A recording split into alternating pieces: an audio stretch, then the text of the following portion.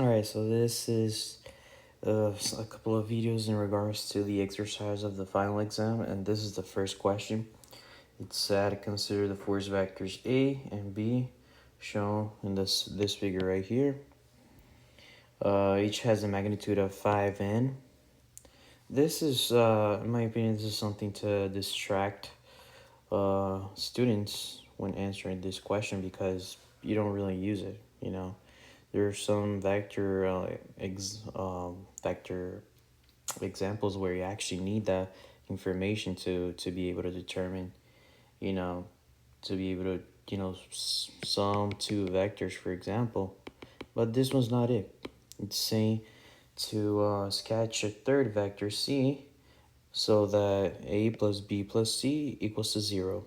And it's a bit tricky because I myself during the exam, I actually try to solve it by adding A plus B, but then I realized that C has nothing to do with it. So the first step to this example is actually to determine the vector A plus B. And summing up the vectors A plus B, we have B right here.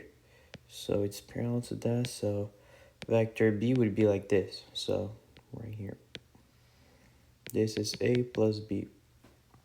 And in order to make that 0, right, A plus B, we want to make that equal 0. There's a C here, and we want it to be 0. So we learned that for vectors, when there's a vector here and another here, that's when they cancel.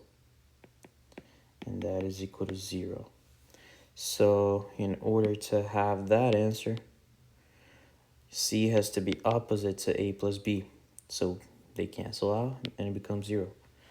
So this answer here is wrong, not this one, because C is going in this direction. That would not produce a 0. C is also in B, C is going in this direction, and that's not going to produce 0. So B is as well not the answer. C,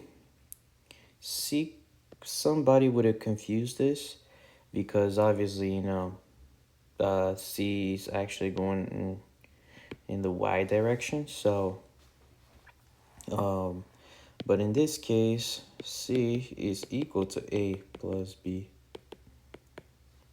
And that's not equal to 0.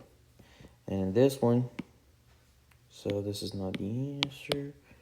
And in the last one, it's D because C is actually being canceled out with A plus B right here.